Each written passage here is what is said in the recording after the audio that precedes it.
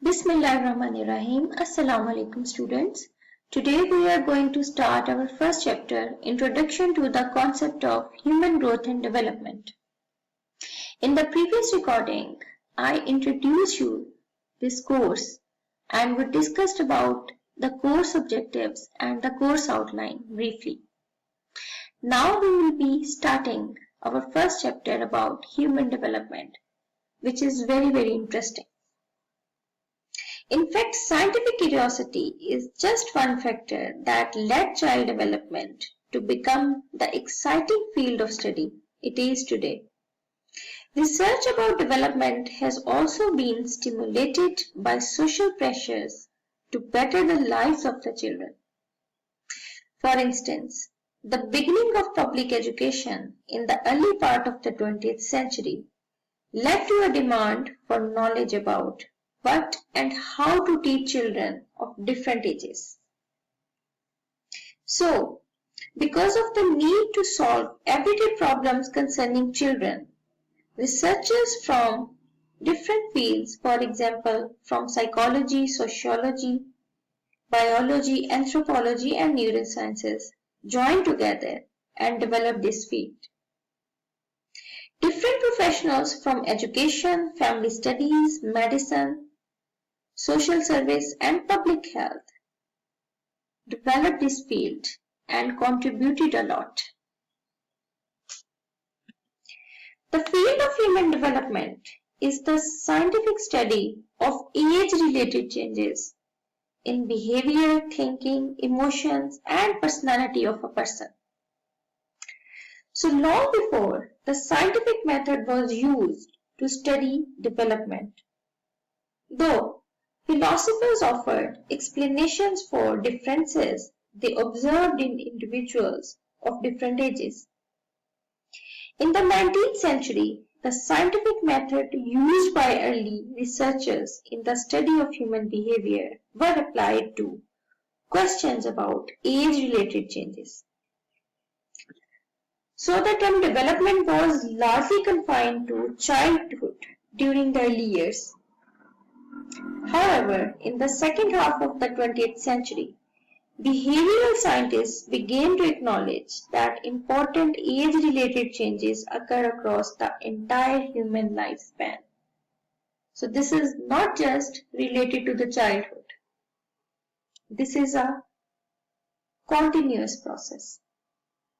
Their efforts led to useful ways of categorizing important issues in the study of development, and they revealed a wealth of data suggesting that human development is a highly complex process. The human development process is not a simple process. In fact, this is a very complex process. According to researchers, there are three kinds of changes. First of all, normative age-graded changes. These are the biological and environmental factors that have a strong correlation with chronological age, such as age-based social practices and beginning school or entering retirement. So, normative age-graded changes are universal. That is, they are common to every individual in a species and are linked to specific ages. The infant who shifts from crawling to walking, or the older adult whose skin becomes progressively more wrinkled, are following a plan that is an intrinsic part of the physical body, most likely something in genetic code itself. The second type is normative history-graded changes. These are associated with a specific time period that defines the broader environmental and cultural context in which an individual develops. For example, development and identity are influenced by historical events of the people who experience them, such as World War II or advances in technology. These are the examples. These are equally important as a source of variation in life experiences are historical factors which affect each generation somewhat differently. Such challenges are called normative history graded changes. Then there are non-normative changes. These are unpredictable and not tied to a certain developmental time in a person's development or to a historical period. They are the unique experiences of an individual, whether biological or environmental, that shape the development process. These could include milestones like earning a master's degree or getting a certain job offer, etc. These changes result from unique, unshared events. One clearly unshared event in each person's life is conception. The combination of genes each individual receives at conception is unique. Thus, genetic differences, including physical characteristics such as body shape, hair color, as well as genetic disorders, represent one category of individual differences. Researchers believe that basically there are two sources of development. One is nature and second is nurture. That is a long debate. Nature is related to our genetics, determine our behavior, our personality traits and abilities are in our nature. The other concept, nurture, it relates that our environment, upbringing and life experiences determine our behavior. We are nurtured to behave in a certain way. Which is more important in development? The nature of an individual, mean heredity, genes, biological process, maturation, or the nurture of a person, means environmental context, such as education, parenting, culture, social policies, etc. This debate has raged for at least 2000 years and has many labels along the way, including heredity versus environment, biology versus culture, maturation versus learning, and innate versus acquired abilities. So these are the different names of the same concept. In earlier centuries, philosophers, poets, religious leaders, and politicians argued these questions. Today, scientists bring new tools to the discussion as they can map genes or trace the effects of drugs on brain activity. In these days, the environment is seen as critical to development, but so are biological factors and individual differences. In fact, some psychologists think that behaviors are determined 100% by biology, and some say that these are determined 100% by environment. But the fact is, they cannot be separated. So today, the either or debates about nature and nurture are of less interest to educational and developmental psychologists.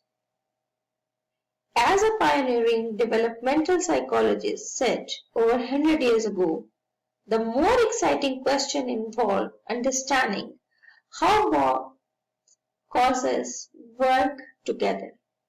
So this is important to know, that how nature and nurture interacting together, how they are working together, how they are playing an important part in the child development. One important thing comes in the mind, that why studying development is important. So, as a teacher, you will be responsible for a new wave of children each year in your classroom. The more you learn about children's development, the more you can understand at what level it is appropriate to teach them. Here you are studying about teacher education. You are enrolled in a teacher education program. So this is important for you, that you should know the developmental stage of your student, and you should plan your instruction, your activities, your assessment, everything based on their developmental capacities.